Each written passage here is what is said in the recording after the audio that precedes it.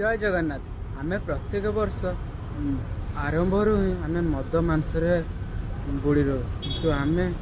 केबे भी को वर्ष आम किसी गोटे कल्याण काम मनीष कर सब मद मांस ये निशार आम बुड़ी रो किंतु आम के भावे आम चारि पाखे थी जीवजंतु से मैंने केमती रोथे ये तो भुवनेश्वर ये तो एत घास भी ना से खाईपर हाँ गाँ गहली में जीवजंतु अच्छा कि भुवनेश्वर चारिआडे बुलिकी देखते कौटे भी गोटे जीवजंतु गोटे गोमाता आमको मिलूना आम सब वर्ष गोटे आम संकल्प नवा कि आम जी स्टार्टिंग वर्ष स्टार्टिंग रू ही किछटा दान 100 टंकार पछे हो 100 टंकार कदली किंबा किछटा नहीं पनीपरिया आम गोमाता खाया देवा ताले भावतु वर्ष केते सुंदर आरंभ हो से आज मु बहुत सारा कदली दुकान जाए किणिकी आसी आम एवा गोमाता मान को दान खाइबा को देवा आम कौन दान करें से भगवान को कहया अनुसार आम से ही आम माँ आम कौन दान करवा से चलतु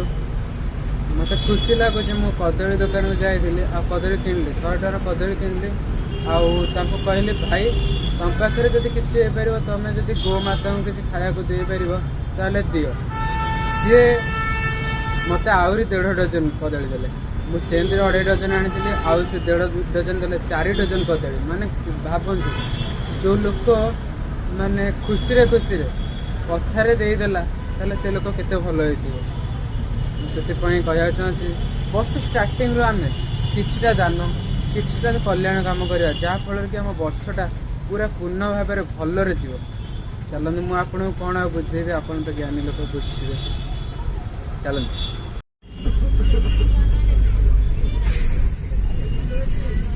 आज्ञा आम जीवन में बहुत पैसा इनकम करछे और बहुत पैसा खर्च भी करछे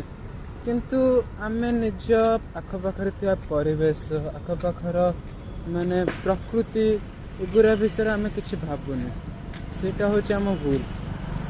आम निज आयु वर्षकर मु तो आपण बहुत सान हेबी तथापि मु मोर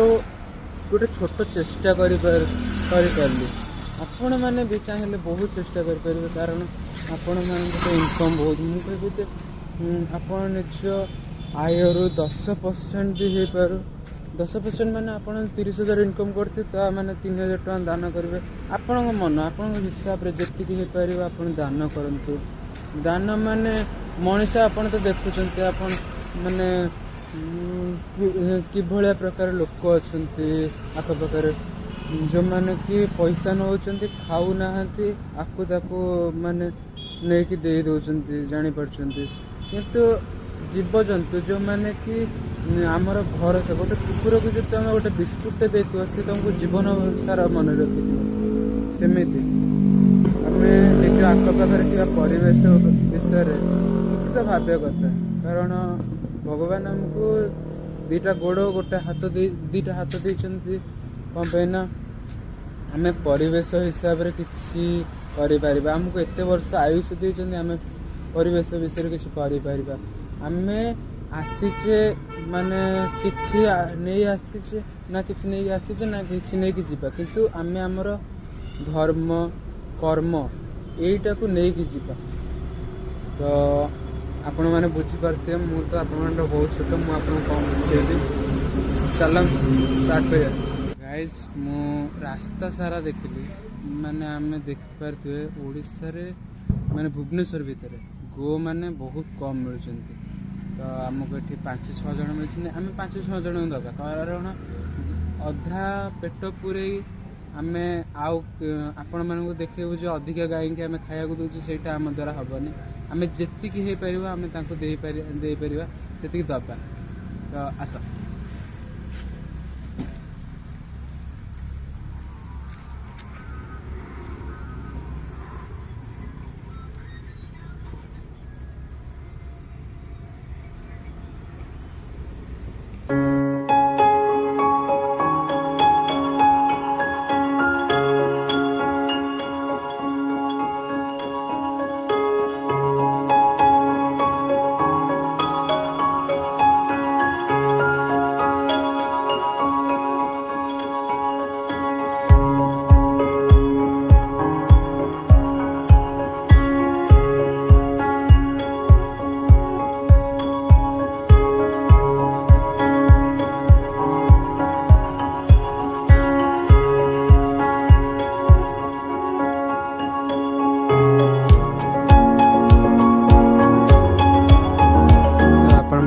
ଦେଖିପାରୁଥିବେ ଏଠି ଗାଈ ଖାଇଲେନି ବୋଲି ଆମେ ଅଲଗା ଜାଗାକୁ ଯାଉଛୁ। ଏଠି ଅଲଗା ଜାଗାକୁ ଖାଇବାକୁ ଦେଲୁ, ଆପଣ ଦେଖନ୍ତୁ।